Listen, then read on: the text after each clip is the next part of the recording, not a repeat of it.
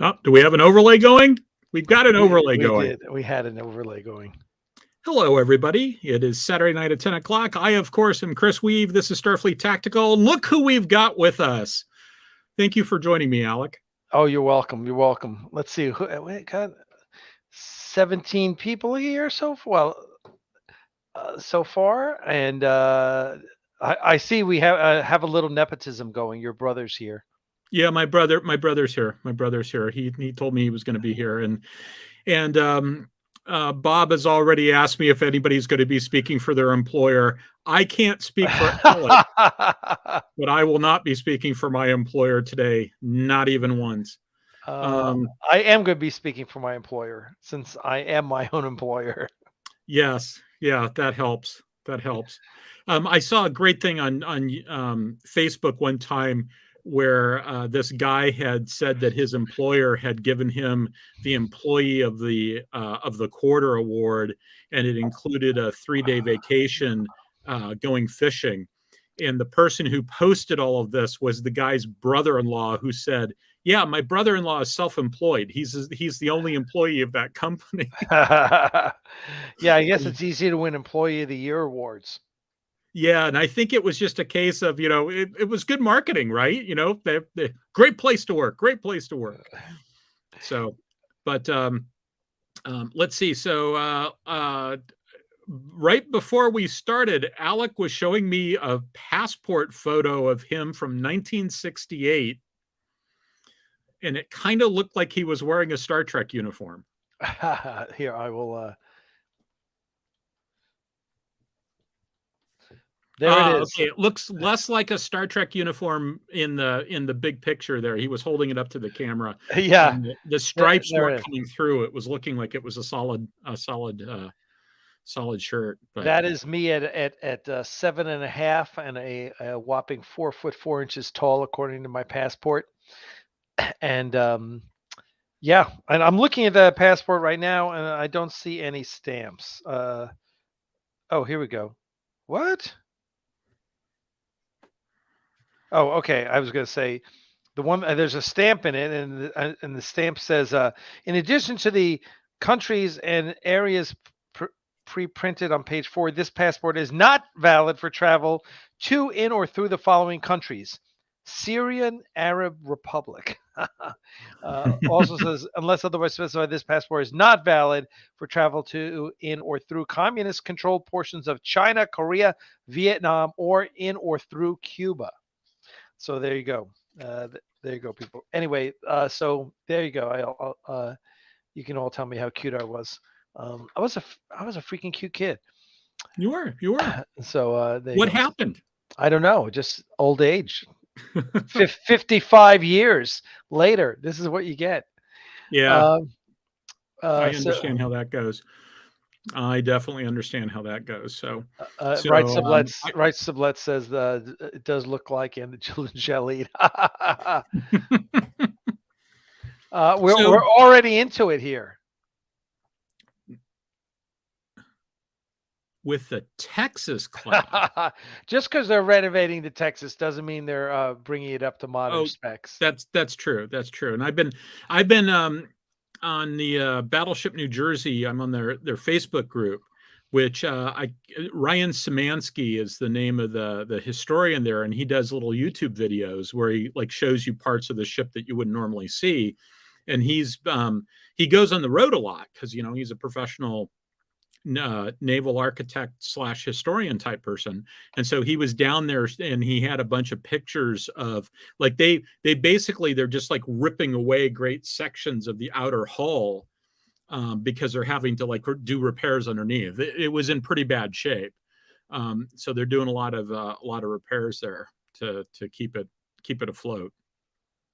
Yeah, it's so exciting to see that being done. Yeah.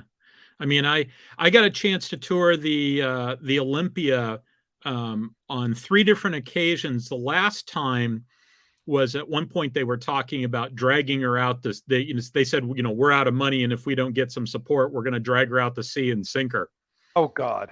Now that sort of went by the wayside when they realized that it was so badly silted in that they weren't going to be able to drag her out to sea without spending like millions of dollars to dredge the channel to get her out. Oh, really? Okay, that's interesting.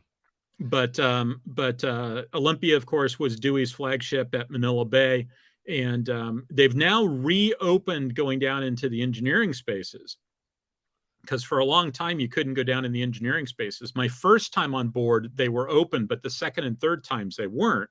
Now, that having been said, I got down in the engineering spaces both times.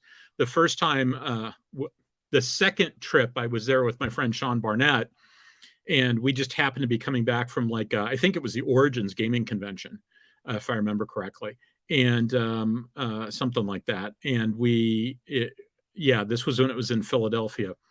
And so we stopped by to see it. And I said, "Oh, it's a shame that it's closed off down below decks, because I really liked that the last time." And the guy says, "Are you in the Navy or something?" And I said, "Well, I work for the Center for Naval Analysis. I'm a civilian, but I'm not actually in the Navy." And he goes, "Hold on just a second." And then he went into the docent's office and said something to somebody, came back out and said, "Follow me." And we just cruised right on by the staff only sign and went down below decks. I can understand why they had it closed. There's a place where you're on a catwalk that doesn't have a railing. There's another place where there's like this 5-foot sized hole in the deck. But it's really cool down there because they do things like they used, I think it must have been teak as an insulating material on all these steam pipes. Oh, so it's a wood paneled engine room. Interesting. Here's an interesting little tidbit here. I pulled up the website. Her final act of service was the transportation of the American unknown soldier of World War I from France to the United States in 1921. The soldier now lies entombed at Arlington National Cemetery. That's fascinating. Yeah. Wow. Yeah, and it's an interesting ship. It's a very interesting ship. For just a fascinating time. We were able to get below decks on it. The third time was when the second time we got together with David Weber for what at the time we called HonorCon. Now we call the BU9 annual meeting when we do it. But when we turned HonorCon into a public con, we stole the name from ourselves. But we went to see the Olympia because they were threatening to tow her out to sea. So we said, "Hey, let's do this in Philadelphia. It may be the last time to see her." And so we went below decks. And at one point, one of the non-naval engineers in the crowd said, "Oh, what's that?" and pointed at a piece of gear. The docent says, "We don't know what that is." At which point, all the naval nukes in the BU9 crowd said, they looked at each other, "Well, we know what that is." Oh, because it's a steam plant, right? So it's just, the steam plants generally work on the idea of a hot rock. That hot rock can either be made out of uranium or the hot rock can be made out of coal. But the hot rock makes the water hot, and it's a steam plant, right? So right.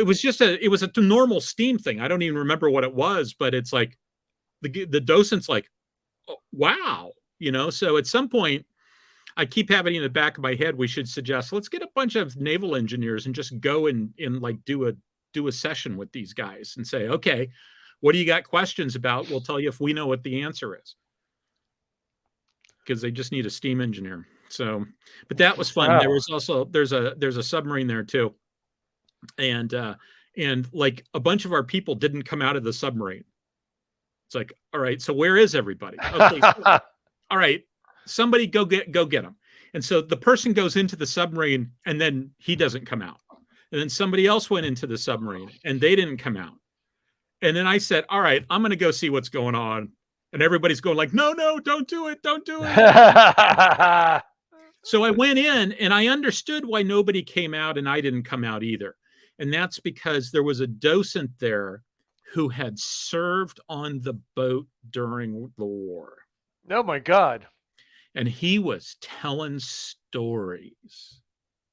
And nobody wanted to miss a story. So nobody was even willing to go out and tell anybody else. That's funny.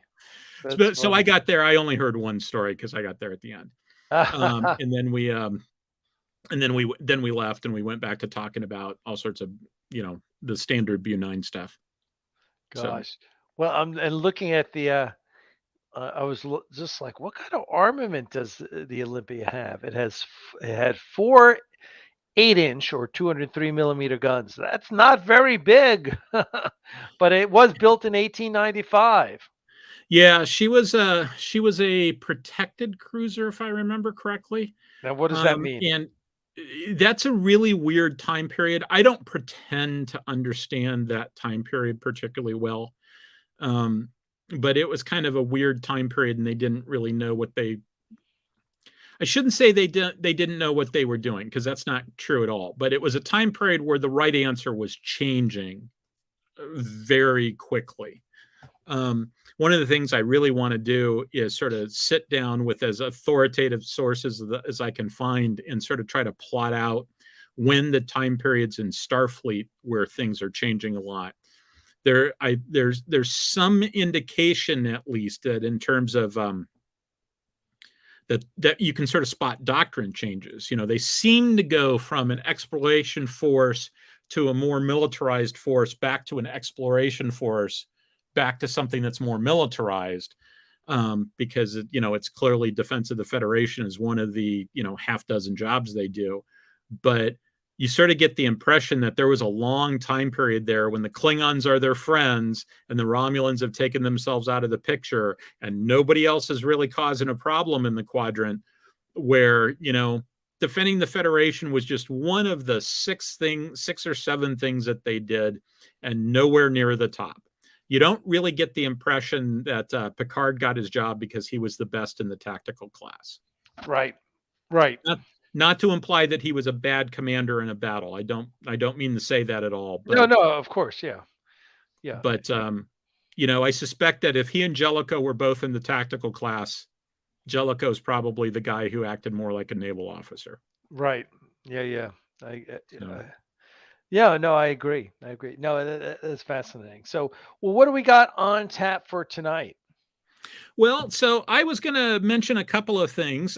So first of all, you and I haven't had a 40K conversation in a while, so we should talk a little bit, because there's been some interesting things there that I've been wondering if you've been paying attention to.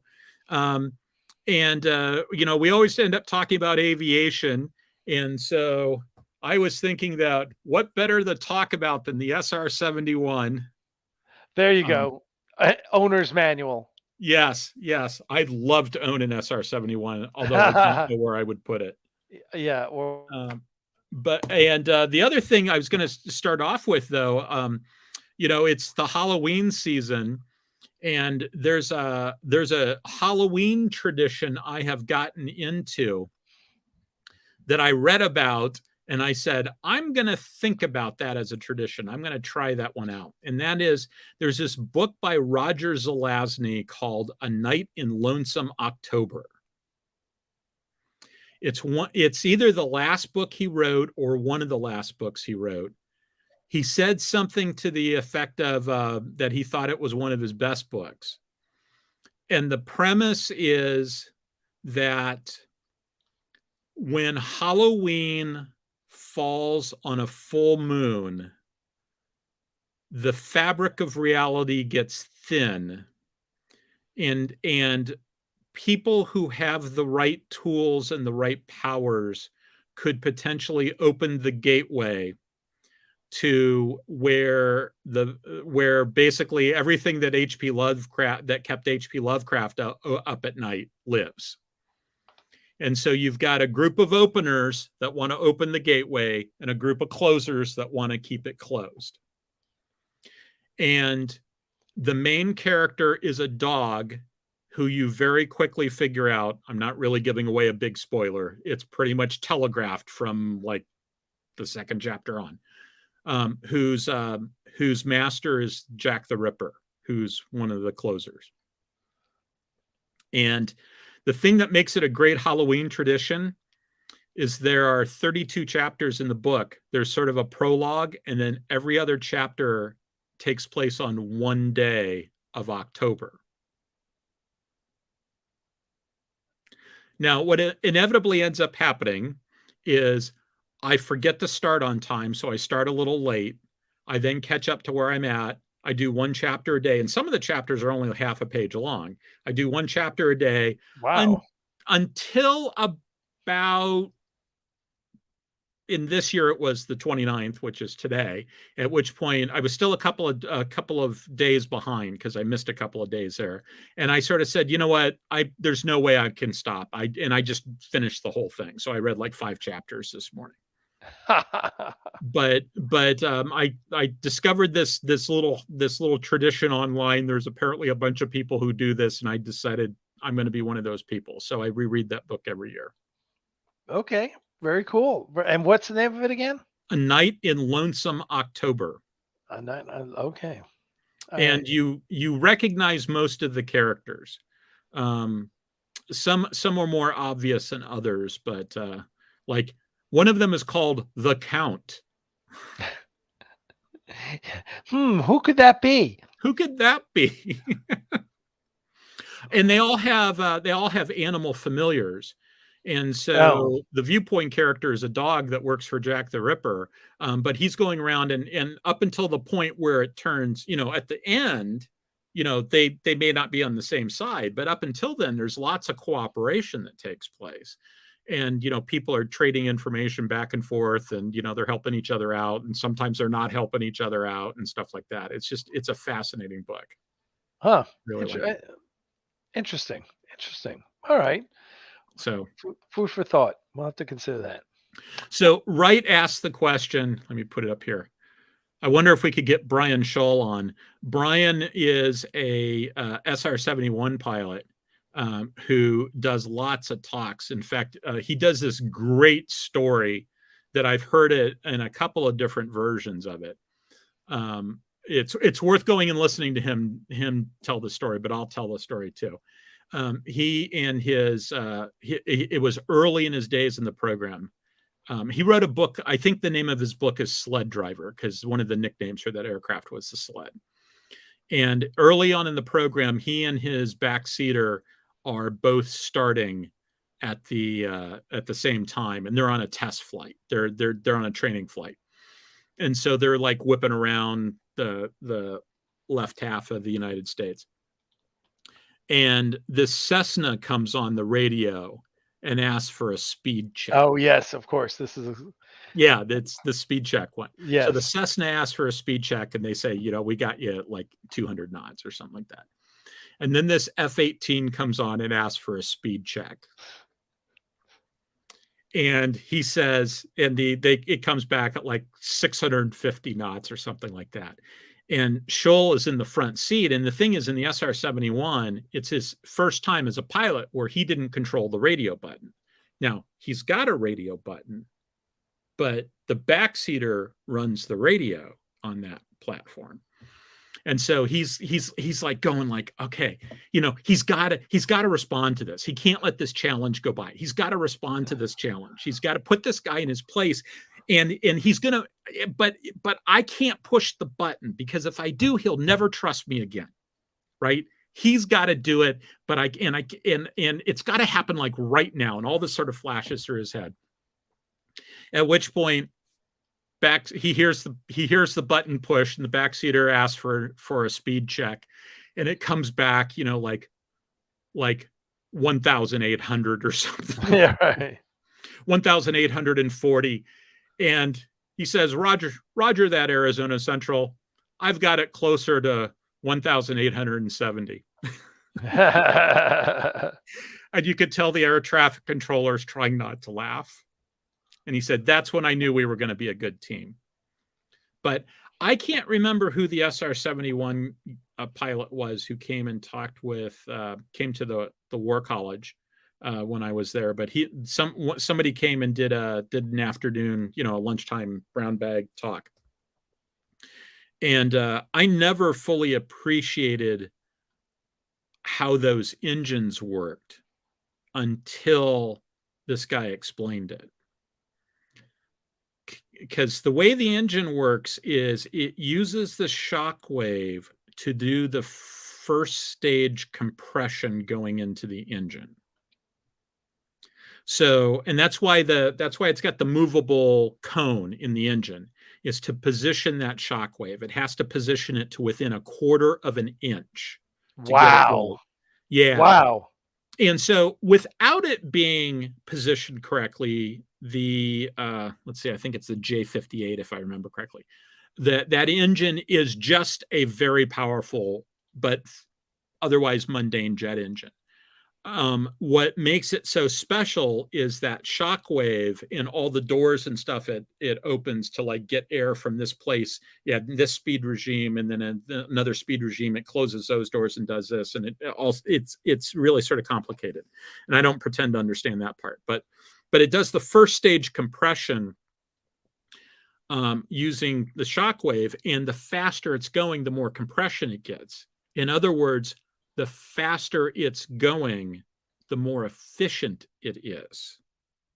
So that plane will literally continue to accelerate until parts start melting and falling off. It does not have a the engine doesn't have a top speed.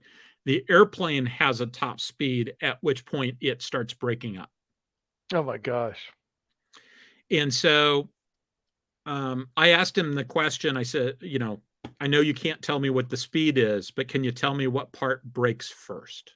And he told me the answer he gave me is what I expected, which is the tip of the cone will eventually melt and break off and be ingested by the engine, and then you will have a bad day. But he said that he was someplace out west of the United States, and somebody did something antisocial, like fired a missile at them. Oh. And they're at like Mach 1.7 or Mach 2 point something or another, and he shoved the throttles forward. So not even close to top speed, shoved the throttles forward, and instantaneously got another 400 knots of airspeed. Wow. Pulled the throttles back, and because of that positive feedback loop of the faster you go, the more efficient it becomes, the plane continued to accelerate for 200 miles. Wow. He said, I thought I had lost it. And I don't have a good reading as to whether you really could lose it. Makes sense that you could. Or whether that was just hyperbole, but it makes sense to me that you could, in a situation, if you weren't paying attention, you could get it to the point where you would have a hard time slowing it down without having to do something that was potentially dangerous. He also said that, if that shockwave isn't just right, then the engine becomes a just everyday jet engine, and the thrust drops off dramatically. Those engines are pretty far apart. So if you lose the shockwave on one engine, now all of a sudden you've got a lot more thrust on one side than the other, and the entire airplane will do this very quickly. And the cockpit's way far forward. It's on the end of a very long lever. And so when that happens, a couple of things happen. First of all, you've got about half a second to recover, or you will lose the aircraft. Your head will bounce off the window, and it will bounce hard enough that it will rebound and hit the opposite window. Ooh. So the rule of thumb was stomp the rudder pedal in the direction that your head hurts the most. Man. They lost about half of the SR-71 fleet. It was like 45% of the fleet they lost. Really? Yeah. It was a hard plane to fly. Wow. And you know what the single most dangerous thing you could do in the SR-71 was? What? Refuel it. Oh my gosh. Because when it came off the tanker, it was a pig. Because it was going relatively slow for it, and it had full fuel tanks and didn't handle very well. And so fueling accidents were a big deal. Wow. And you had to refuel it. It started with just enough fuel to get airborne. And then you immediately had to refuel it the very first thing. And then almost inevitably you had to refuel it at least once coming back, and you probably had to refuel it another time too. It leaked like a sieve, and that's because one of the things I didn't fully appreciate until COVID, and watching a lot of YouTube videos on airplanes, is that we talk about the wing tanks of an airplane. Mm-hmm. It'd be more accurate to say that the wing is the tank. As a general rule, they just sort of they seal everything else up and they fill the rest of it full of fuel. It's not like your car, which has like a discrete thing that is the gas tank, that a part that you can order. It's really more along the lines of they just put a bunch of fuel in there. And the SR-71, because even titanium expands and contracts when it gets warm or cold, it's designed that when the skin gets hot, it expands and it seals all the leaks. So on the ground, there's like fuel just coming out of it. Like right. Anytime you see a picture of them on the ground, there's always puddles underneath it. The pavement's always wet. Right. Right. So. Well, what do you, what's you mentioned Warhammer. I'm much more of a 30K than a 40K guy. I've kind of lost interest in 40K. Yeah. And I'm kind of in the same boat too. The Horus Heresy turned out to be kind of interesting. It turned very interesting, and I just find the fiction a lot more compelling than the 40K. Although I am curious about the 40K fiction since Rabuk Gilliman came back. I think, but a lot of that is also, I get a kick out of reading all the books with the fluff, because I'm waiting again for them to move the story forward. I mean, in the 40K universe, back in, was that 2017 when they came out with 8th edition? I mean, that was the first time pretty much ever in the years of 40K history that they literally moved the story forward. Yeah. By bringing back Rabuk Gilliman, and I thought it was just amazing, and I just loved reading about it, reading in the rule book what they said, and all of that. I wasn't crazy about the Primaris Marines. I kind of didn't. I kind of figured. I've always felt like, well, they wanted to introduce true scale Marines. They wanted to make Space Marine models bigger. So they introduced the Primaris Marines, which they could justify. But I was like, no, just make your models bigger. I mean, the difference between the old, like, 2nd edition Terminators and then the 4th, 5th edition Terminators was enormous. I mean, I have a Deathwing army that's, that I had to put on big bases just to make them look okay. So they've already done that once, where they made the models bigger. Mm-hmm. The models from the old 2nd edition kit are much smaller than the models, much smaller. They're smaller than the models that started coming out in later editions. So I just figured, like, just change the models. Everyone's going to get rid of their old models, and that's fine, But they decided to make a story about it, and I'm not sure how much I like that story. But nonetheless, all the stuff with I'm like, well, okay.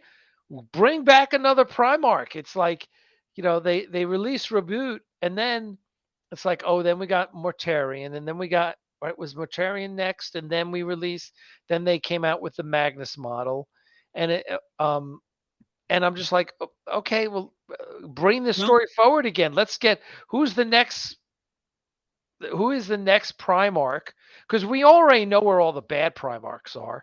They're all. In terms of the good ones, we know that Lionel Johnson is in a hidden chamber in the rock, and the Watchers of the Dark are taking care of him. Jagadi Khan, we think, might be in Kimura, but the question is, when they did the raid on Kimura, why didn't he show up? So there's this hypothesis that he's just basically living on the streets of Kimura. waiting for an opportunity.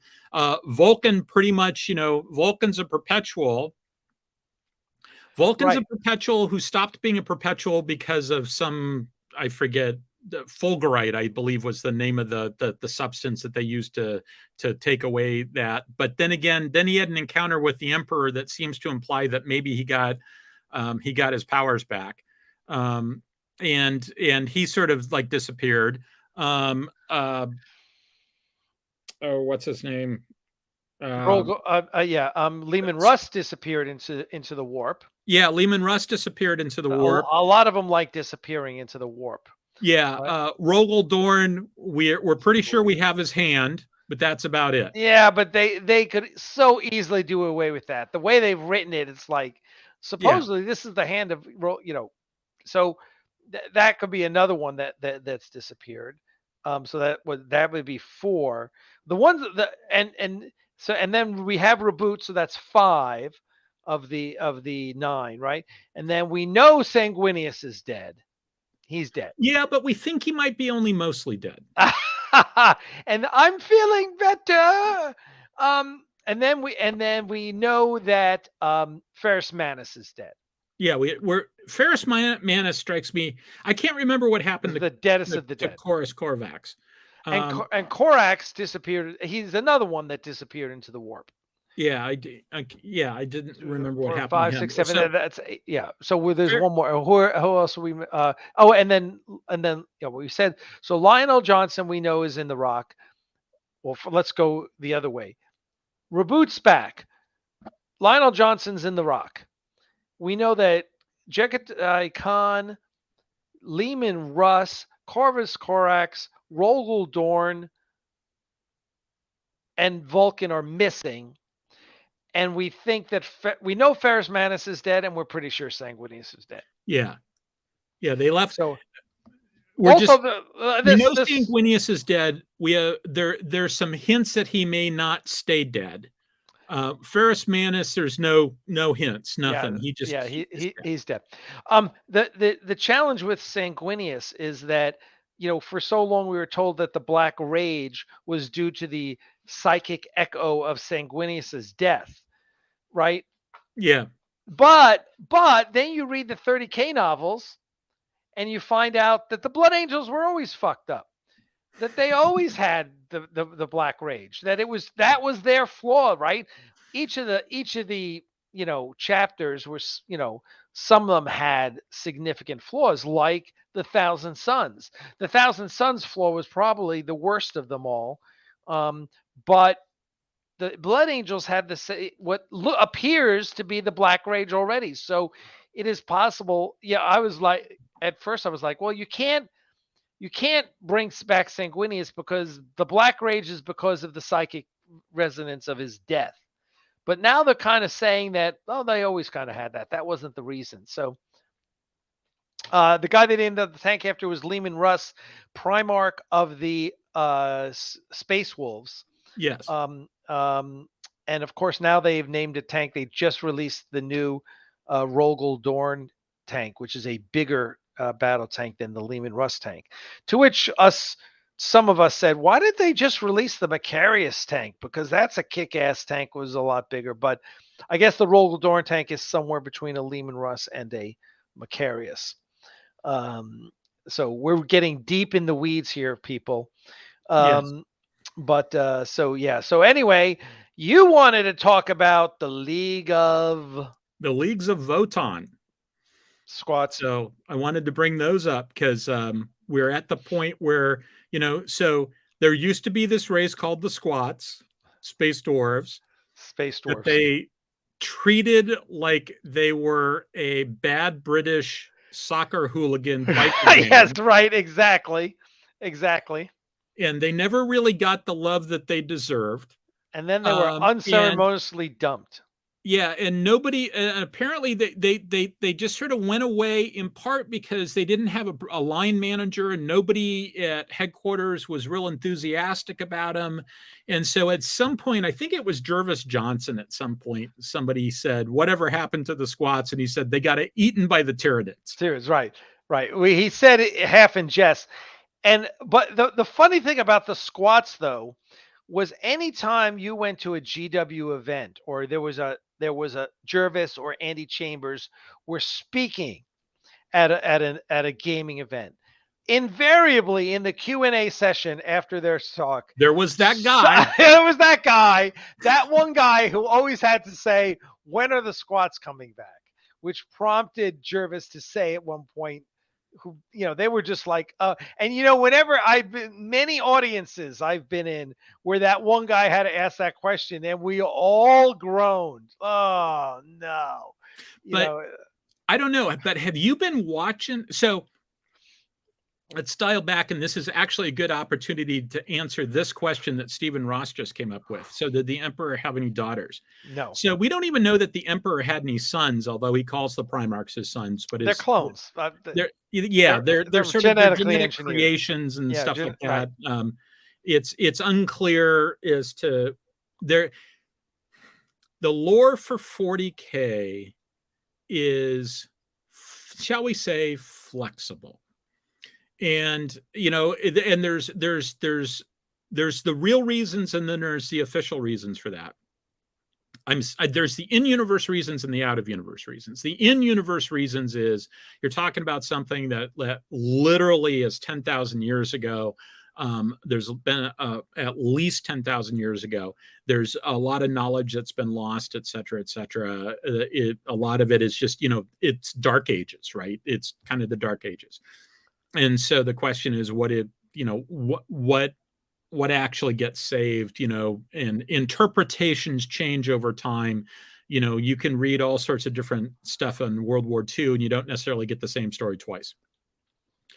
The real reason the out of universe reason is that Games Workshop has never let consistency prevent them from having a better idea. Which is, that's something Lois McMaster Bujold has always said about the Vorkosigan universe, and about how, characters that are mentioned having died in the revolt, when she then went back and wrote the story of the revolt, they clearly don't die. And her response is the author reserves the right to have a better idea. And so Games Workshop is constantly rewriting their lore, as witnessed by the fact that when the Necrons first came out, they were basically a terrain feature like zombies, right? They didn't have any personality, no personalities. In addition to they didn't have individual personality. They didn't have named characters. And then now there's like dynasties and they fight with each other and stuff like that. And they're not just this brain. Right. Yeah, no, they used to be just Terminators. They used to be just Terminators, Schwarzenegger Terminators. You also had the Tau. I mean, the Tau were basically, all American good guys until they decided that that's kind of boring. And so they added a real dark undercurrent to them. Now, I saw somebody recently. And what's that? Because I haven't seen, I haven't before. So what's the dark undercurrent to the Tau? Oh, the ethereal cast appears to use some form of pheromone or something else, mind control. Oh, really? Really? Everybody goes, we love the ethereal cast, but then they notice that when the ethereal cast isn't around, they gradually stop loving them as much. Oh, interesting. On the rare occasions when there aren't any ethereals around. So there's some indication that the ethereals are doing something. And there's also some indication that maybe the ethereals are like a genetic mod that some other race put in there because they've got some plans for the Tau. And the Eldar have been mentioned, and I think the Necrons have been mentioned too as being possible culprits in all this. So they sort of rewrote the Tau in that regard. Now, I did see something recently where a reviewer said, like in the 40K universe, they're the good guys. In the Star Trek universe, they're villains. Yeah. Standards change, right? It's all relevant. Yeah. Well, I remember when the Tower introduced, and I was like, it's for the kind of like the mech crowd, right? Yeah, I mean, they were very clearly, they were trying to get themselves some of that sweet Japanese anime money type stuff. You know, And they were some of trying those to, mech suits are amazing looking, right? They're amazing. yeah, Also, I remember playing them because they came out in like fourth edition, I guess, is when they came out. that And, sounds and about right. right, yeah. And I remember when they came out, and I was like, "You got a mech suit and you suck that bad?" Yeah. It's like because they were like ballistic skill, 3 or something or whatever. And I was like, yeah, you don't shoot really well, and you seem to die pretty easy, considering you have a freaking armored suit. Right? It was so anyway. And Well, but I once asked Jervis Johnson why there was something I asked him about the Terminators because I was playing a shit ton of Space Hulk at that point. oh, And so he was at the local Games Workshop store. He'd come over and I asked him something about, and this was before you started seeing lightning claws and stuff like that. And I right, said something like why don't you have, and I forget exactly what it was, but it was something where it was like, it was either optimizing them for longer range combat or optimizing them for shorter range combat. I can't remember which one it was. And his response was, you got to remember that, you're playing Space Hulk, so of course you're always fighting gene stealers, but that's not really the purpose of Terminators. Terminators are sort of like general purpose. And so for most threats they're dealing with, they're optimized. They're not quite as, they're dealing with a very specific threat. And at some point I realized, playing in the Space Hulk League, where you could configure your forces. One of the things I realized, lightning claws are cool. Don't get the lightning absolutely, claws. Just don't. Unless you're playing a specific scenario where you need, where you have to go around a blind corner and there's no way to do it with ranged fire, and you're going to end up having to do close combat. Because if you if you buy a Marine who loses all utility at long range combat and is a close combat specialist, he's almost as good as a baseline gene stealer. Almost. And so fighting those guys up close and personal is fighting on their terms, not on yours. And this is also the same is true with the Tau, right? If you're in melee combat with the Tau, your plan isn't working, because you don't ever want to be anywhere near melee combat with the Tau. You want to sort of stand back with your binoculars and go, yeah, the artillery strike should go in there. Right. And so it's the same thing with Terminators in Space Hulk, is you don't ever want to be hand to hand with a gene stealer if you can avoid it. Right.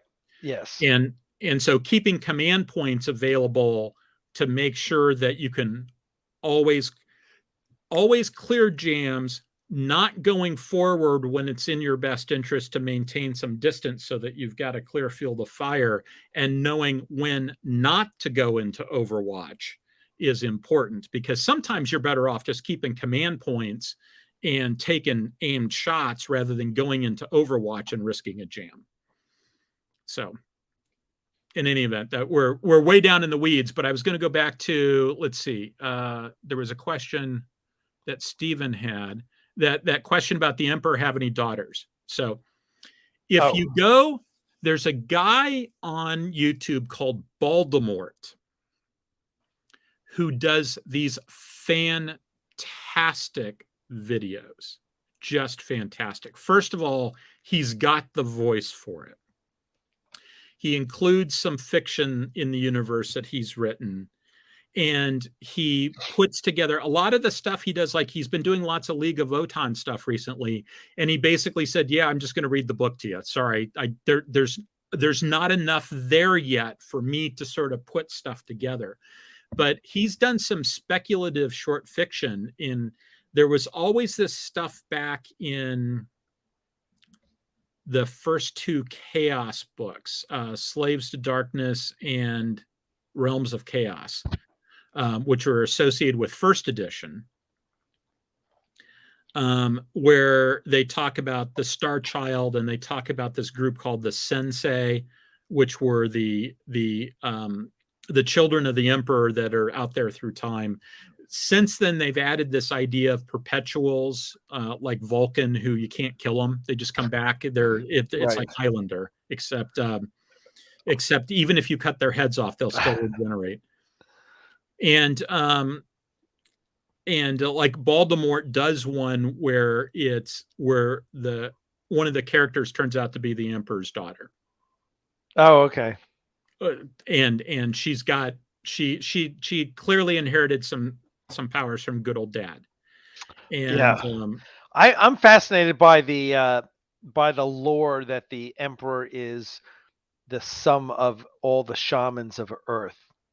Yeah, that basically they saw that there was something out there that was eating shamans. They weren't reincarnating properly, so they said we're all going to kill ourselves at the same time and do some other funky things so that we all get reincarnated as a single being. Right. Yeah. Which is interesting. Now, if you wanted to retcon this, you could easily conclude that the original given name of the Emperor is Connor McLeod.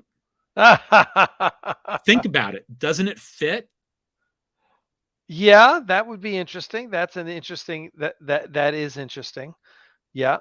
I think the because it all ties into the lore of the Emperor, and this is one of the things that I was bummed about was the way they handled who's the Dark Angel with the sword?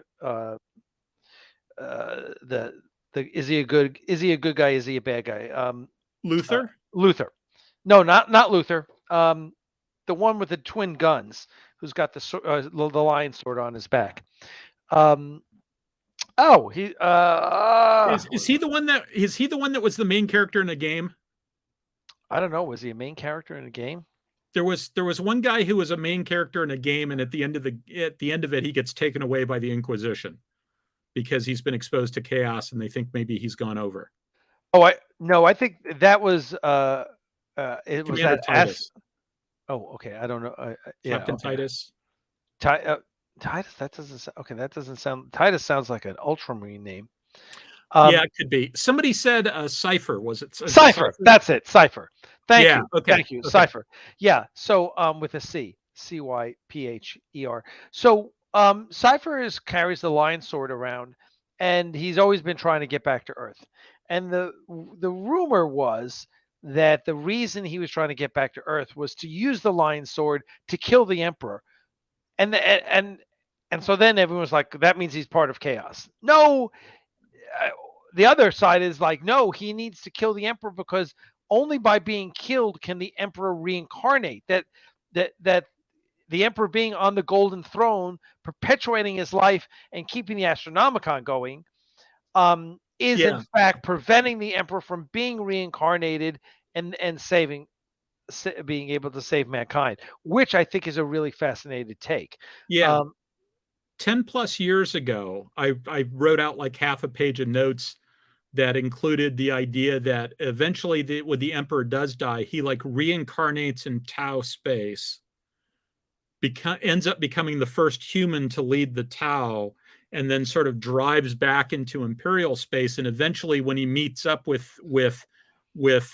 his own people, he's, when he gets back to the Custodes, etc., he's basically saying like, guys, you kept me around for an extra 10,000 years. The Tyranids and the Necrons are on our doorstep. Right. Yeah. Well, of course. That wasn't the plan. Yeah. Right. Well, I also found it interesting that in the update to the story with Rabuk Illiman, that Rabuk Illiman goes and meets with the Emperor and has a conversation. I'm like, really? I thought the Emperor was on death's door and they were keeping him, and they were just keeping him going, and the Administratum was running everything, the Lords of Terror. So I found it interesting that Rabuk could have had a conversation with the Emperor. Yeah, there's some interesting things so I am not as up on the novels as I should be because, oh my God, are there a lot of novels? Oh my gosh, I know. Yeah, and so I am. So most of what I know about this type of stuff gets filtered through YouTube videos. Yeah. And so actually, while I was out walking around my neighborhood today for this is my second time going out exercising since I spent some time in the ICU. So I'm actually doing pretty Good for good. you. Good. So I'm feeling pretty darn close to being normal again. I had 3 weeks worth of iron infusions, and so I'm a Oh big my big fan gosh. of that sweet iron sucrose.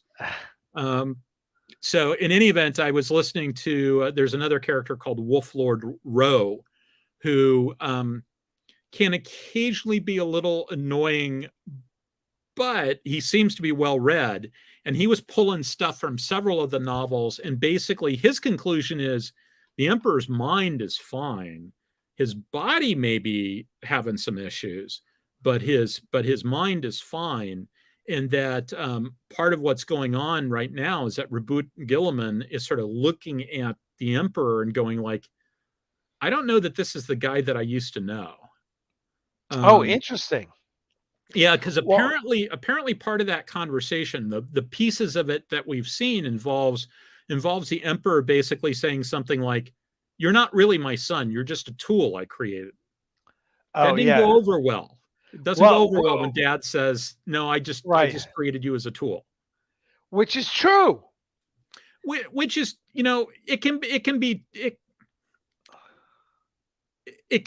a statement like that can be said with love or it can be said without love, and apparently it was said without love. And so Reboot de Gilliman, of course, though, was really big. He was a wholehearted believer of the imperial truth, which is that there are no gods. And Right. so the part of the deal here is he's sort of looking at this going like, does the Emperor still believe that? Because if he doesn't, then maybe I need to do something about that. Now, of course, if you've read the novel where Vulcan comes in and modifies the Golden Throne, you know that there's a doomsday device built into the Golden Throne. Yeah, and so what I know I have not read that novel. The Talisman of the Seven Hammers is what it's Okay. called. And it's sort of a Swiss Army knife, but one of the things it does is it appears to have as part of its core mechanism the idea that if the warp gate ever gets opened and the imperial palace is overrun and the Emperor is killed, that it will solve the problem of there being a warp gate open on Terra. Oh, interesting. Interesting. That's okay. That's cool. Well, of course, we also have to talk about the novel. Which novel was it? It was one of the early novels, and the one where we really first learn about um, the Perpetuals and the Alpha Legion turns. Um, Oh yeah, the one with the which is Cabal. Yeah, the one where we're introduced to the Cabal, and in that, this is fascinating. In that we learn this prophecy, and it's the elder Farseer who talks to this Farseer, and the reason the Alpha Legion turns is because they are told Altharius is told, here's the deal, you know, um, if if if Horus is defeated, mankind will slowly descend, and chaos will eventually win, and you're all basically fucked. However, if Horus wins, he will rule for like 10,000 years, and chaos will basically burn itself out and eat you and devour humanity and burn itself out. So humanity will disappear, but chaos will be gone from the universe. And Yeah. that's the choice Alfarius has. And given that choice, he's his choice is that no, Horus needs to win. The only otherwise humanity's screwed one way or another. So which way is it going to be? Is it going to Yeah. be a victory over Horus and a slow death leading to chaos ascendant, or is it going to be Horus wins, enslaves humanity, chaos devours humanity, and burns itself out? And it's There's a later novel where somebody goes around and kills all the members of the Cabal, or most of oh, them anyway. really? I haven't read that one yet. I don't Yeah, and think. I'm trying to remember. I think it was the case that Because that's the Eldari Farseer Aldred Uthwaite, I think is his name. Yeah, I think you're That right. he basically concludes, yeah, maybe the Cabal isn't a good idea or not, and sponsors a space marine to, says, okay, go here and kill this guy, go here and kill this guy. And so John Grammaticus was part of it too, and he gets pulled out of it. I think this is maybe the same novel where Vulcan gets speared with the fulgurite. Oh yeah, And it supposedly takes away his perpetualness. There was a couple of novels that I read sort of close to each other. One of which was the one about Imperium Secundus, because Rabute Gilliman is sort of trapped on the other side of the galaxy, and he doesn't know. He doesn't have a good feel for where he needs to be, and he can't get to Terra at the time because there's a warp storm. And so he basically pulls something that I, as a Roman history buff, immediately equated to the Gallic Empire during the crisis of the third century. Of course. Where the Ultramarines basically are the Roman Empire. Yeah, basically. And in this particular case, and historically what happened was the local Roman commander said, all right, I'm in charge now, and we're going to do our own thing. And then later when Rome came, Rome didn't take that very well when they came later, when they should have said, hey, thank you for watching over this for us. You're coming back in now, right? They didn't handle it that way, but that's basically what Rabute Gilliman did. Is he basically prepared to declare a new imperium. He specifically did not declare himself the new emperor. He declared himself the regent.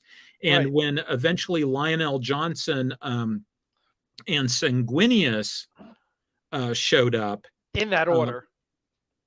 I think. Well, the beauty of that novel is the first of a series of novels that deal with Imperium Secundus, and the beauty and it's it is brilliant because Rabute Gilliman really, starting with No Fear. I mean, listen, I say this all the time. Before all the Horus Heresy novels, we didn't know much about the Primarchs, right? We knew a little bit about the Primarchs, but not much. And every legion had, what were they known for, right? Oh, so Raven Guard are known for stealth, and Thousand Sons are known for magic, and every legion was known for something, and Space Wolves are ferocious, whatever it is. It's like, well, what were the Ultramarines known for? Boredom. They're the most boring legion in the world. They were just like Rabute Gilliman is the most boring Primarch until No Fear. And in that book, you leave that book going, okay, so he is the ultimate general because he is the master of logistics. Yes. Right? And he's a fucking badass because he reaches into Corferan's chest and pulls out one of his two hearts. Yeah. That was really freaking cool. I mean, Rabute Gilliman's superpower is that he's really organized. He's really good at that. Yeah, I know. And he can make you organized. Yeah, and it's like, holy shit, yeah, he is the best commander. But anyway, so that was so in Imperium Secundus, he realizes Earth may be destroyed. We have no way of knowing. The Imperium may be dead. My father may be dead because he's getting misinformation from Chaos that, whatever. And he doesn't know what to do. And he's like, well, I got my 500 worlds, the kingdom of 500 worlds. We better shore it up. And then of course the disaster at Calth has happened. We better shore this up and make sure that we survive. Yeah. Because we may be all that's left of the Imperium, which you cannot disagree with, right? And he is also smart enough to know that, and I cannot name myself emperor. Exactly. That would be a bad thing, right? Exactly. And so he's also smart enough to know that you don't want to give the job to Lionel Johnson either. Well, right. And so what happens is Lionel Johnson, who is the biggest dick in the galaxy, let's just say it. Yeah, he is a massive dick, which of course is the problem was he was raised by wolves. Literally. He was raised in the Gafar.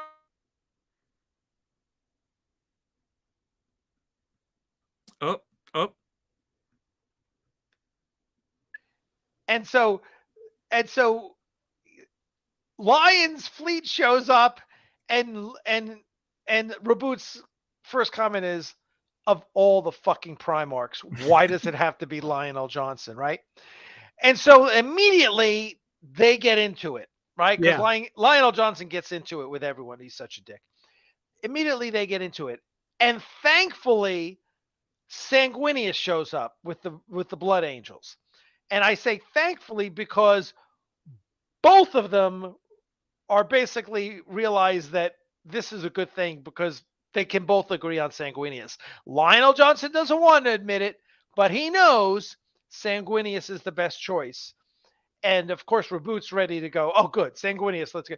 Because we also know that another piece of lore that I absolutely love is that when Horus is on his deathbed, right, he says it should have been Sanguinius, meaning the Emperor should have chosen Sanguinius because he was the best among us. And even Horus, the War Master, knows that Sanguinius would have been the best War Master, which then leads to, well, would he have fallen to chaos or not? You know, that's another thing. But anyway, there you go. So that is why I love those novels and the whole series. And then, of course, you know, Vulcan comes flying down out of orbit and burns up and is basically a skeleton in a crater. And then he got better. And yeah, I'm getting better. Being a perpetual is a good thing. Vulcan is my favorite Primarch. Yeah, you know, he's not necessarily my favorite. However, I love the salamanders because of what they represent. Yeah, they are the humanists. Yeah, they are. They are, and you know, which makes Vulcan the most sensible of all the Primarchs. So there's a great YouTube series. Somebody did Hell's Reach. There's a novel called Hell's Reach. Oh, it's a great novel. And there's an audiobook of Hell's Reach, and somebody did it as a movie. Now, it's interesting because the style of the movie changes as the guy's animation techniques get better. And I kind of wish there were two versions of the movie, one that was the initial animation technique and one that was a final one. Because the initial one was basically animated felt pen on paper, black and white. And then it turns into regular CGI stuff towards the end. But he takes the audiobook. Now he had to cut it down because the audiobook is like 20 hours and this movie is like 2. So he had to cut it down, and there's parts that get left on the floor. And as a result of that, there's parts that got redubbed. But a big chunk of it is literally just because the book is written in the first person. And so all the stuff where the character's narrating, it's Grimaldus, who's the chaplain for this group of Black Templars that are doing the Battle of Armageddon. He just goes and does all that. And why was I going down this path? I'm trying to remember why I would. Salamanders and humanists. Because the salamanders show up. Yeah, right. And the salamanders, they have a big disagreement. And with the Templars. Yeah, with the Templars at one point, and basically the salamanders don't play along. And when the salamanders then say, like, you know, you're a chaplain, we don't have a chaplain with us. Will you come and be and do, you know, whatever it is that chaplains do? Grimaldus kind of basically says, yeah, well, screw you guys, and doesn't and walks in, and basically says it's time for you guys to leave. Yeah, because what happens is that the Templars are like, we got to win this battle, and the salamanders are like, we got to protect the people. Yeah. Right. And, you know, and the Templars are like, no, we got to win the battle. Fuck the humans. We got, and the salamanders are like, the whole point of winning the battle is to protect the humans. Right. Yeah. So I think that is where you really learn that book was where you really learn about what the salamanders are and why they're so impressive. There's a meme going around. I mean, I've seen it a couple of times that has a picture of, like, it's got an Imperial Guardsman on one frame, and then it's got Vulcan in the other, and the Imperial Guardsman says, you know, you shouldn't care about me. I'm not important. and you should just leave. I'm not. I don't mean anything to anybody. And Vulcan's response is, "You're important to me." Yeah. Yeah. Exactly. That's the way he sees things. So Yeah, yeah. So and, he is. It's great that the beauty of the Horus Heresy series is we've really gotten to learn about the Primarchs and learn what we like and what we don't like about the Primarchs, and also it's also humanized the what the rationale behind certain Primarchs falling to chaos. You know, yeah, it's like like the Iron Warriors were basically like, we get the shit work all the time, and we're tired of getting the shit work all the time. So we're going to go with the Horus and his guys. You know, because the Iron Warriors are the siege, are the siege wars.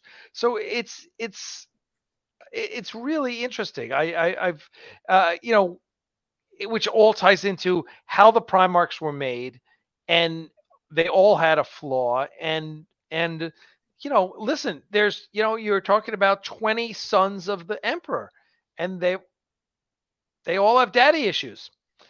By the way, I do need to say, David, you're very, very welcome for all the goodies. We were more than happy to have you last week. Yeah, there you go. I like that.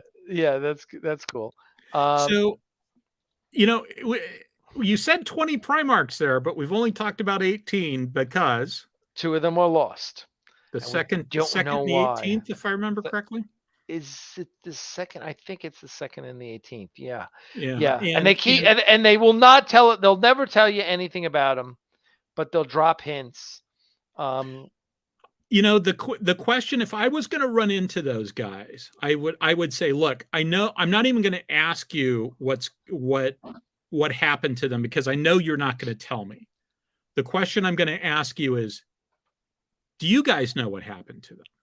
Have you Yes. decided on what happened to them? And I bet you the answer is no. I bet you the answer is no. I bet the answer is no also, but it's like, is this something that you guys discuss, or do you just ignore it, or what? Because, one of the things I was listening to I was on a 40K kick this past week, listening to YouTube videos as I was doing stuff. And one of the second and the 11th, thank you. And one of the things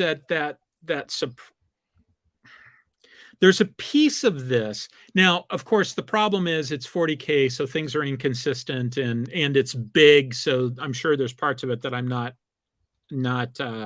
familiar with. The fact that it's inconsistent is both a problem and a solution, because it's like, whenever somebody says, yeah, but the evidence doesn't support that, my response is, yeah, and Yeah, or not yet. not yet. So, but one of the things that occurred to me is, like, people, I think, put too much credence in the idea of, well, we know that the Primarchs of the 2nd and the 11th didn't just turn traitor because they were treated in this very particular way, and that's not what happened with everybody else. And what happened to all of the legions? The legions. We think they became Ultramarines, actually. Right. Yeah, and of course one of the theories is you had two for the Ultramarine Legion. Yeah, I've got this theory, though, that I don't give any credence to they treated these two guys different from all the other traitors, from the traitor legions, because remember how that war ended. First of all, it's half of the remaining legions, and second of all, it ends with the Emperor on the Golden Throne, etc. It's not the same world.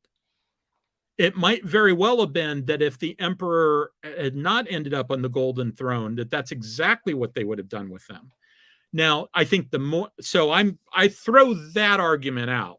I think the better argument is that you don't ever hear any of the other Primarchs say, yeah, screw those guys.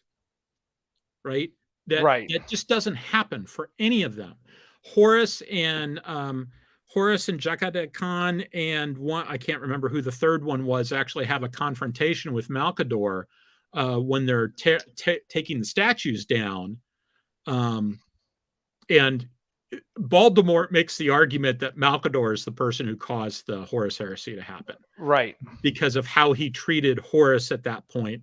That if he had treated him like a loving uncle who was dealing with a scared nephew who thought that he was going to be made irrelevant and had treated him with some compassion, that it might have been better than him going for the power move of basically doing a force choke on him. Right. Yes. Okay. I mean, but it's sort of interesting. I kind of look at that, and and then you've got this thing. There was this incident that took place later called the War of the False Primarch,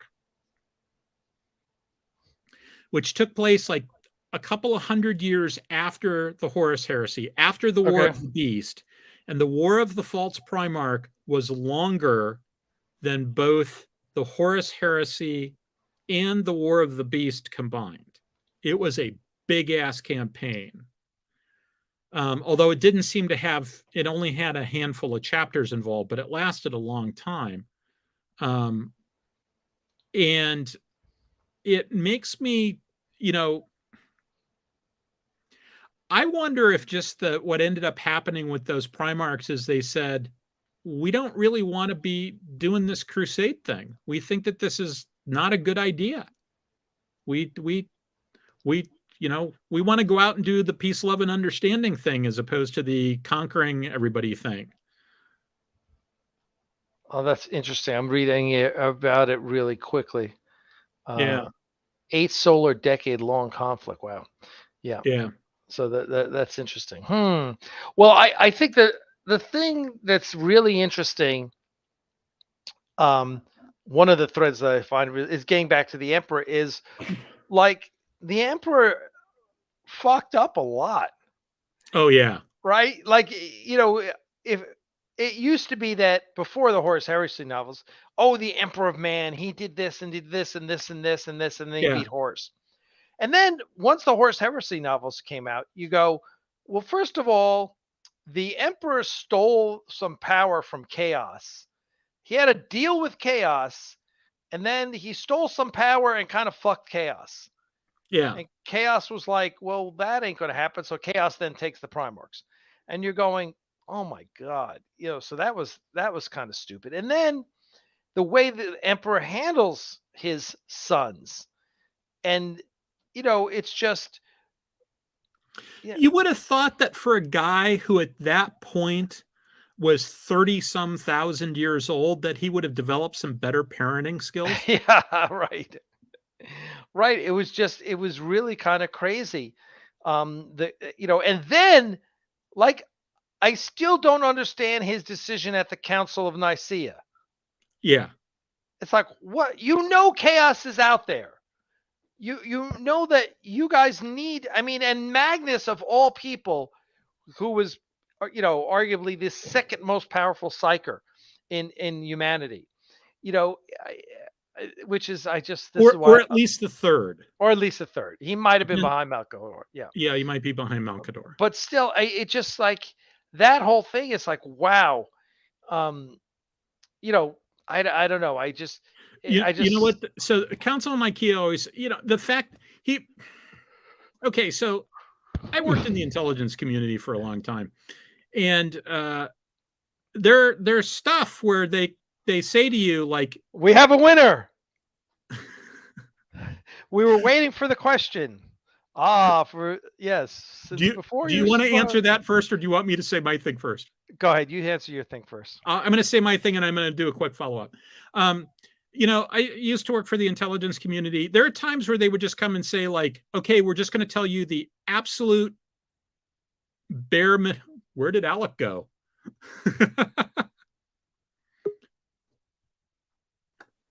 Sorry. I literally just hit my mouse and boom, I'm out. I figured it was either that or your house got hit by a meteor. By the way, I'll just say, let me answer real quick so you don't have to. Okay, go ahead. The release date for Axanar is next summer sometime, hopefully. Knock wood, keep your fingers crossed. But listen, what you really need to be doing is signing up for our newsletter down there. Sign up for the newsletter. Find out all the information about Axanar. Okay, back to Chris. Okay, so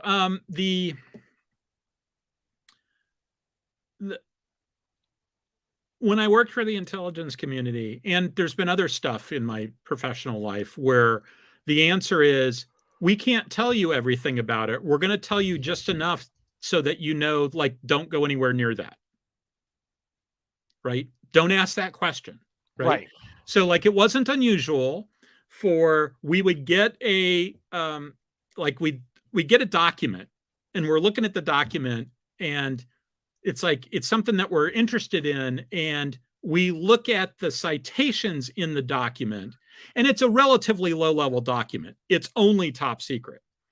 And we look at the citations in it, and they don't seem to match. And so we call up the author and say, hey, it doesn't match. You know, there's stuff missing here. And the answer is, yeah, you're right. There is stuff missing. And it's at a higher level. Press the I believe button. Okay, I'll press the I believe button. Right. So I know how everybody else is trained, because I was trained that way too. I know what the standards are. I know that they spend an awful lot of time making sure they get it right. Now, does that mean they always get it right? No, obviously not. Right? Because it's a human endeavor. People screw up. You know, sometimes you're being asked to gaze into the crystal ball. So sometimes you're going to get it wrong just because you're gazing into the crystal ball. And there's still inherent biases, et cetera, et cetera. But I know how hard everybody works to prevent that stuff from happening. I've never in my entire professional career come across a group of people that spend more time asking themselves the question, how do we know that, than these guys did, right? And so there comes a point where you just have to press the I believe button. And I don't understand why the emperor just didn't say, like, look, because, you know, these guys are dealing with stuff like that all the time. It's like, look, you just have to trust me on this one. Magnus, you're going to get a special read-in because you're a problem child and I'm worried about you. Everybody else, you need to just trust me on this one. I will let you know what's going on when it's time. The idea that he didn't tell anybody about the Webway project is also dumb. The Webway project itself, like, let me get this straight. You're going to create a situation where you're going to open a hole to hell, but it's going to be okay because somebody's going to sit in a chair 24/7, 365 and go, keep the hole to hell closed. Yeah, right. Right? You know, we'll just keep it so that the shielding doesn't fail because somebody's just going to, like, really think hard about it so the shielding doesn't fail and so that we can use this pathway. They need to retcon that again to make that less dumb. Well, was it so? The Webway project was accessing the Eldar webways, right? Right, but the thing is that they didn't have the technology to actually do it correctly. The Golden Throne was a way of basically. So basically, they didn't have the ability to properly shield it. So instead, they were going to shield it by putting a psyker on the Golden Throne and having the psyker function as a shield. And we just hope that he doesn't, like, you know, get indigestion or something. Right. So they basically needed a Geller field for the Webway. Yeah, a living Geller field. A living Geller. And so the idea was Magnus didn't know this yet, but Magnus was going to get reassigned to sit in the chair so the Emperor could go off and do other shit. And interesting. Yeah, this does not strike me as being Games Workshop's finest moment. I mean, I like the idea of them saying, like, hey, you know, we're going to have I like the idea of the war in the webway and the fact that that's part of what was keeping the Emperor distracted. Now, I would also just go back to I'm trying to remember exactly which version it was. There was a version where the Emperor is really indecisive and then he just happens to stumble across where Horus is and decides to go get him. But there's another version before that, or in the early days of Games Workshop, where everybody's going like, where's the Emperor? Where's the Emperor? Rogel Dorn is privately saying, where's the Emperor? To everybody else, he's saying like, he's busy right now. But he himself is also going, where's the Emperor? Why isn't he out here? And all of a sudden, the Emperor comes out and basically says, while you guys have been fighting each other, the traitor forces, I've been busy looking for Horus. I found him. Oh, interesting. We're going to take the battle to him. And so there was none of this. So then it turned into Horus dropped his shield on the battle barge because he wanted to see what was going on. He wanted to see the Emperor's final moments, and the Emperor, in desperation, realizes that it's there. It turns from this thing like the Emperor's been sitting there concentrating, looking for Horus, using his psychic power to track down Horus, and finally has done it, despite the fact that Horus is shielded. He finally found the crack in the shield. It went from that to the Emperor doesn't know what to do. He's as lost as everybody else. But oh, wait a minute, there he is. I got him. Let's go get him. And then it turned into, and I actually kind of like this version of it too.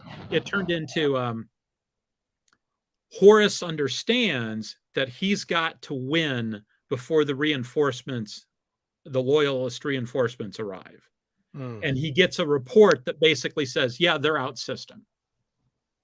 So basically, he's got to win in like the next 2 weeks, or he doesn't win at all. And so he goes, all right, how can I crack this nut? The answer is, I'll get the Emperor to come to me. And I'll come here. And so it's an act of desperation on Horus's part to drop the shields and go. That makes sense. Hey, and get him to come. Yeah, exactly. And get him to come. Gotcha. Well, listen, I could talk about 40K all day and night, but I've got 7 puppies right now that need my attention. Okay. We have our foster puppy in town. So that sounds good. We should call it. But before we do, let me tell everybody what I've got planned. So next week, no show because I'll be at a science fiction convention. Oh. In Rochester, New York.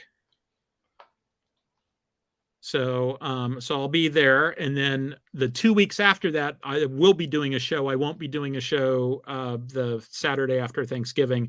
I think Pat's going to be available for the next couple of shows. I'm not positive.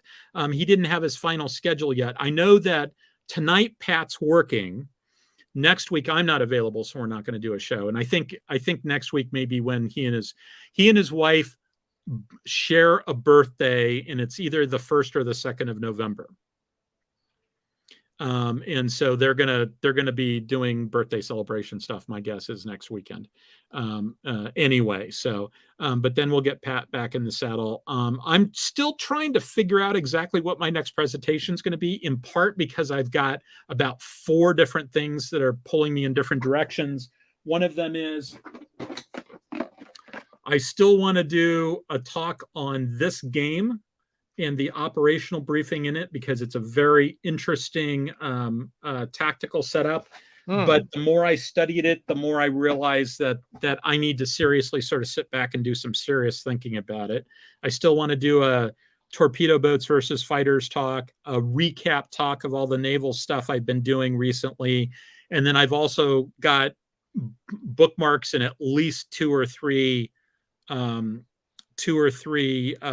naval tactics type books, one by Norman Friedman on network-centric warfare, where it's really about how command and control has changed over the years. And the other one is sort of a history of naval tactics.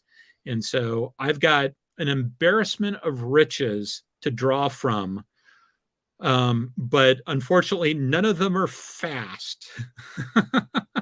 So they're taking me a little bit longer than I thought. Rob asked the question, am I flying or driving? I am actually driving to Rochester, New York. So I'm leaving Thursday morning. Oh, wow. Oh, geez. Yeah, it's 7.5 hours from where I'm I at. wonder if JG going to be at this show? I didn't see anything from him. Alan He Steele is lives the in guest of honor. Rochester. It's called Astronomicon. Alan Steele's going to be the guest of honor. I was invited last year. Last year, my friend Walter Hunt, who at some point I want to have on the show and talk with about his books, but I need to reread his books first.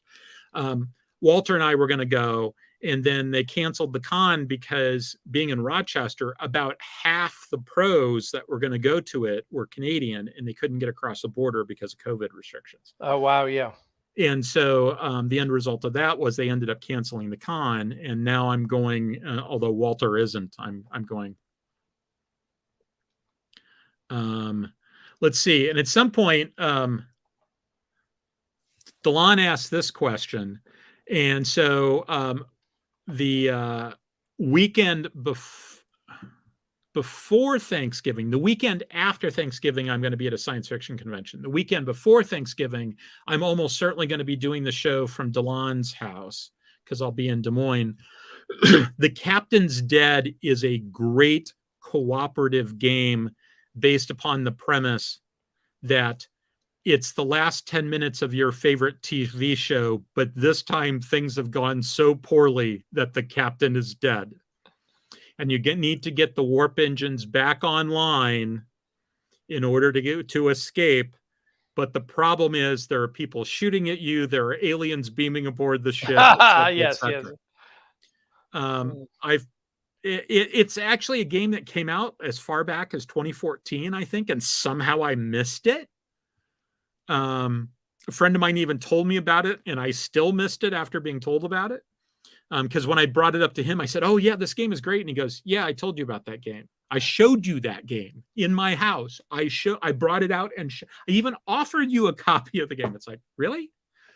Okay, I'm pretty dumb, but it's a fantastic game. All right. Well, listen, everyone. Thank you so much for coming out tonight. As always, we appreciate chatting about whatever we want to chat about. But listen, thank you so much. We appreciate it. And so 2 weeks, is that right, Chris? Yeah, so no show next week, and then there'll be a show after that. And oh, by the way, I'm still working on my plan to do Marcon next Memorial Day, and I've got a marker down on a large space there, like a VIP suite. So it's got like a living room area and a kitchen area and stuff like that.